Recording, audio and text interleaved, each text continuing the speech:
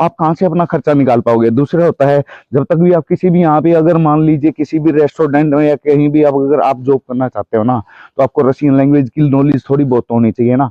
अगर आते ही आप, ये ऐसे एजेंट है जो ये बोल देते हैं आप वहां पे चले जाओ, हम विजिट टू वर्क करा देंगे। देखा के अंदर है ना दोस्तों, कोई भी विजिट टू वर्क नहीं होता। और काफी बंदे जो बोलते हैं सर हम यहाँ पे कितना कमा सकते हैं। देखो भाई का है वो अपने जो अपने काम की डेजिग्नेशन है आप उसके ऊपर डिपेंड करते हो। मान लो कोई है एचआर है, अकाउंटेंट है, एक बंदा हो हेल्पर, तो हम उसकी सैलरी उसके साथ हम कंपेयर नहीं कर सकते ना। अब ऐसे देखा जाए अपने इंडिया में कोई बंदा 20,000 रुपए भी कमा रहा है महीने के, और कोई बंदा लाख रुपए भी कमा रहा है। तो यहाँ हेलो दोस्तों, कैसे आप लोग। आप सभी दोस्तों मेरे भाइयों का मेरा हाथ जोड़ के प्रणाम। दोस्तों हर बार की तरह आज भी आपका भाई है ना आपके लिए एक इंफॉर्मेटिव वीडियो लेके आया है। और वो इंफॉर्मेटिव वीडियो है ना दोस्तों, वो है रसिया के रिगार्डिंग। देखो काफी मेरे भाई हैं जो अभी इंडिया से रसिया के अंदर आना चाहते हैं, और काफी मेरे ऐसे भाई हैं जो अभी फिलहाल रसिया के अंदर है, यहाँ पे अच्छी खासी जॉब भी कर रहे हैं। ठीक है, तो बहुत ऐसे भाई हैं जिनकी अभी मेरे पास काफी इंक्वायरी आती है रसिया के रिगार्डिंग। हाँ सर हमें रसिया में आना है, सर क्या करना चाहिए क्या ना करना चाहिए। बहुत ही ऐसी इंक्वायरियां हैं जिसमें सर हम अगर रसिया के अंदर आते हैं तो हम यहाँ पे कितना कमा सकते हैं, कितना हमारा पैसा बन जाएगा। तो दोस्तों एक और जो सबसे ज्यादा जो सवाल पूछा जाता है, क्या ई वीजे के ऊपर हम यहाँ पे काम कर सकते हैं। और एक और तीसरा सवाल है दोस्तों, क्या है उसके अंदर, ये क्या है हम विजिट पे आके यहाँ पे वर्क कर सकते हैं क्या। चौथा जो क्वेश्चन आता है उनका, क्या लैंग्वेज कोर्स पे आते हैं यहाँ पे आके काम कर सकते हैं, क्या वो हमारे लिए बेस्ट है। तो दोस्तों मैं इन चीजों का आपका एक एक सवाल का जवाब दूंगा। सब उनको करना कुछ नहीं होता, उनका सिर्फ एक ही मोटिव होता है, काम करने से रिलेटेड। ठीक है, अगर दोस्तों अगर ये मान लो अगर आपको काम ही करना है ना, तो लैंग्वेज का क्यों बहाना ले रहे हो। आप डायरेक्ट कहीं से भी वर्क परमिट लेके आ सकते हो। ठीक है, आप यहाँ पे लैंग्वेज कोर्स पे आओगे। ठीक है, ये देखिए ना आपकी जो यूनिवर्सिटी है वो अगर आपको काम करने की परमिशन देगी या नहीं देगी। ठीक है, तो आप कहाँ से अपना खर्चा निकाल पाओगे। दूसरा होता है, जब तक भी आप किसी भी यहाँ पे अगर मान लीजिए किसी भी रेस्टोरेंट में या कहीं भी आप अगर आप जॉब करना चाहते हो ना, तो आपको रशियन लैंग्वेज की नॉलेज थोड़ी बहुत होनी चाहिए ना। अगर आते ही आप यहाँ पे सोचो कि हाँ मैं लैंग्वेज कोर्स पे आया हूँ, आते ही जॉब कर लूँ, तो ऐसा देखो दोस्तों बहुत ज्यादा मुश्किल हो जाता है। ठीक है, इससे अच्छा तो बेटर यही है, अगर आप लोगों को अगर काम करना है ना भाई, तो है ना अपना वर्क परमिट लेके आए।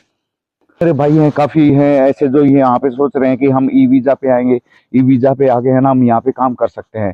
देखो दोस्तों अब ये रशिया की जो इमिग्रेशन है ना काफी टाइट हो गए हैं, काफी उनको भी पता है कि काफी इंडियन बंदे हैं जो यहाँ पे अभी आए हैं और वो रिटर्न नहीं हो रहे हैं। इनके पास भी देखो हर चीज का आंकड़ा होता है, पूरी पूरी डिटेल रहती है इनके पास, कितने बंदे यहाँ पे अनलीगल तरीके से रह रहे हैं। तो अभी ई वीजे में भी देखो दोस्तों बहुत ही ज्यादा टफ हो गया है।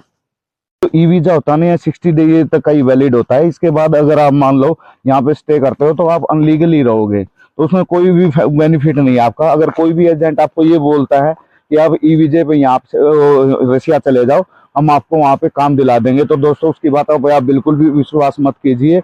आप यहाँ के आके है ना फंस के बैठ जाओगे और उस चीज का आपको कोई भी बेनिफिट होने वाला नहीं है। जितने भी आपने पैसे लगाए हैं ना, सारे के सारे लगाए हुए पैसे आपके बर्बाद हो जाओगे। ठीक है, तो उसमें आपका कोई फायदा नहीं है।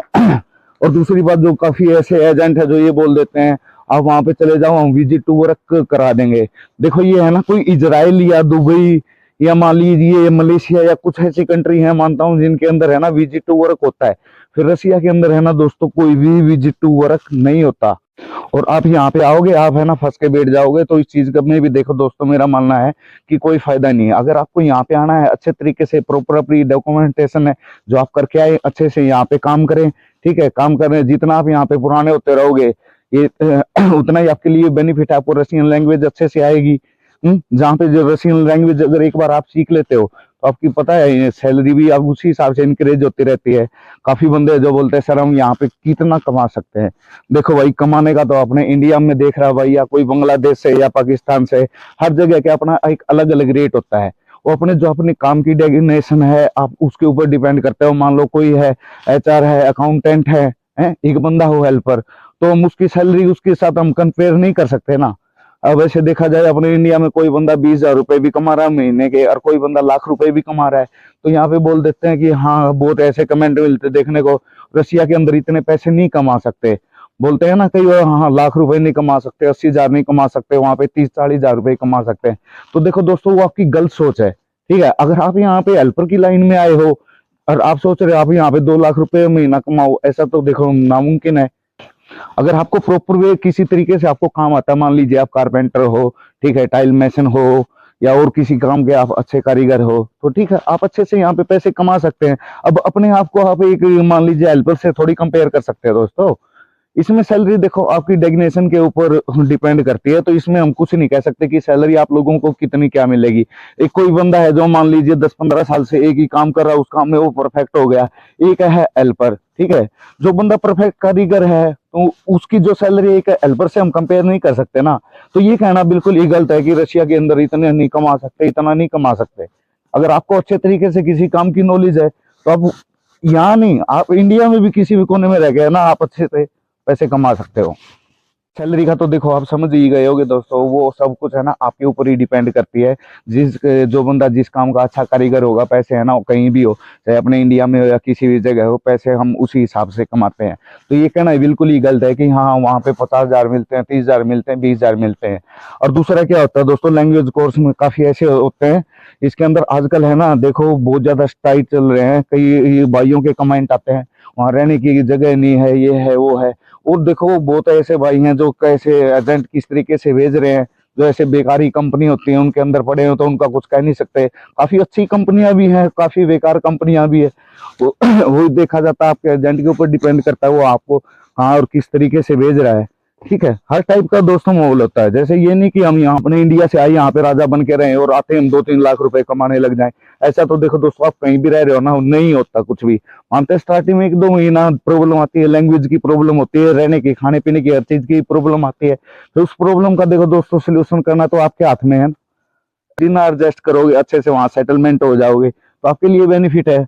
मान लीजिए अगर यहाँ पे जितनी जल्दी आप लैंग्वेज को सीखने की कोशिश करोगे ना, बहुत आपके लिए बेटर होने वाला है। जो यहाँ पे लैंग्वेज वाले जो बंदे हैं ना, जिनको अच्छे से यहाँ पे लैंग्वेज आ जाती है, बंदा आसानी के साथ यहाँ पे 1 लाख रुपए से ज्यादा कमा सकता है। किसी भी कंपनी में जाए तो उसको आराम से रख लेते हैं। लैंग्वेज का देखो बहुत ज्यादा इशू रहता है, मानता हूँ इस चीज का, फिर भी है जैसे कई ऐसे काम होते हैं उनमें हमें लैंग्वेज की जरूरत नहीं होती, और काफी ऐसे काम है जो लैंग्वेज के बगैर हो नहीं सकता। बहुत ऐसी मान लीजिए कि पोस्ट हैं, बहुत ऐसी पोस्टें हैं जहाँ पे मान लीजिए कि यहाँ की अगर लैंग्वेज आपको नहीं आती तो आपको वो पोस्ट है ना कभी नहीं मिल पाती। इसलिए लैंग्वेज का भी बहुत इशू रहता है। ठीक है, अगर एक बार आप यहाँ पे आके लैंग्वेज सीख लेते हो ना तो आपके लिए बहुत ही ज्यादा बेस्ट रहने वाला है दोस्तों। तो ठीक है, मिलते हैं नेक्स्ट वीडियो में। Okay, thank you.